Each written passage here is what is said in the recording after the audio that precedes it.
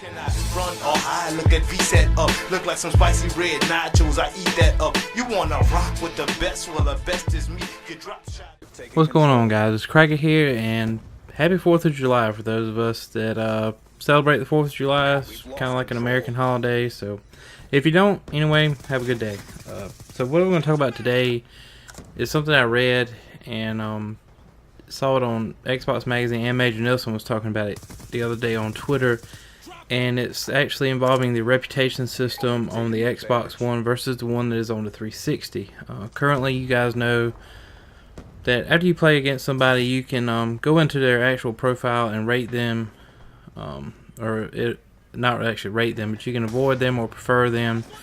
And there's several different options you can choose for a reason why you avoided or you preferred them, and it affects their rating on a scale of, I think it's like one star to 5-star rating, and it kind of keeps somewhat track of it, and it works somewhat, but it doesn't. The avoided player thing only works for that person in future matches. It doesn't actually help you before you ever have to play them. So what they did with that is Xbox One, they're changing things up. They're going to do things a little bit differently. It's still based kind of around the same way you're going to do things, but when you avoid someone for one certain reason, it's going to help you not get matched with players that have been avoided for the same thing in the future.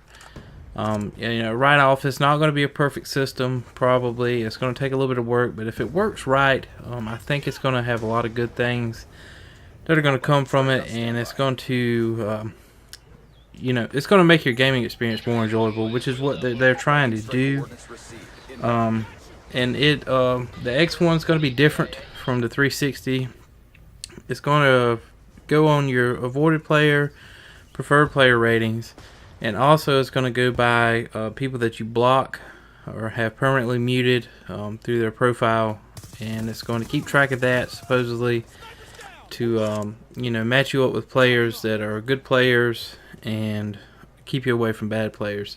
So in theory, like I say, this could be a good thing, and what they're saying behind this, what Microsoft is saying is good players should get matched up with good players, bad players should get matched up with bad players. And by bad players, they're referring to people who grief, people who troll guys online. So essentially just to kind of, I guess, break things up, and the people like me to get tired of people trying to be trolls will get separated from the rest, and hopefully not have to play them as much.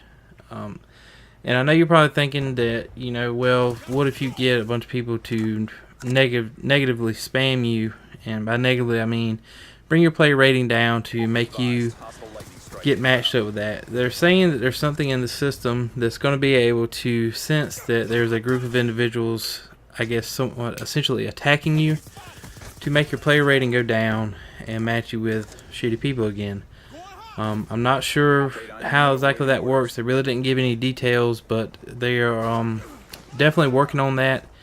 And I really appreciate them going the extra mile to prevent somebody from, just spamming you with negative and getting you thrown into a bad section of the player rating system. So, I think, like I say, guys, I think it's going to be a really good thing.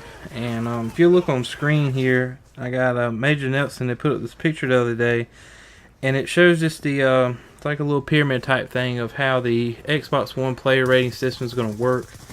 You're going to have your good players at the top, and needs improvement to kind of be in the middle, just floating, and then you have your avoided players to be down at the bottom. And essentially, this is what they're saying. They're going to group them as all your good players going to be together, needs improvement to kind of be together in the middle, and then all your avoided players will be stuck with the other avoided players.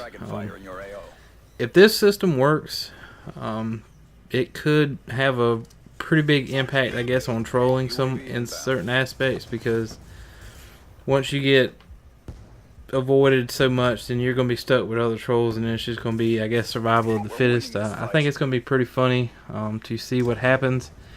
And like I say, I thought it was pretty neat that they're actually improving on this system. And this thing gets looked over a lot of times on Xbox 360. More so now than it did back in the day when Xbox first came out. I know my ratings are pretty bad because I used to talk a lot of trash in games and stuff. And since cleaned up my act a lot, I don't really do it a lot now, but I look at my ratings and think about what it would be like on X1 and realize that I probably wouldn't, have as an enjoyable experience, having to play against other people that acted like I used to.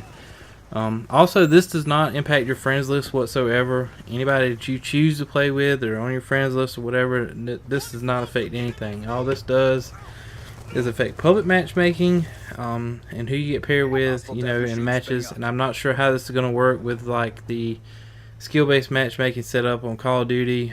Like I said, there's still a lot of details that haven't revealed yet, but I just thought I would share this with you guys so you can hopefully just try and decide which route you want to take on Xbox One. I mean, that's it could be a big impact, I guess, if it's done right and it works like they say that it's going to and that they hope it's going to. But we'll just have to wait and find out. But anyway, guys, this is Cracker, and we'll catch y'all next time. Peace.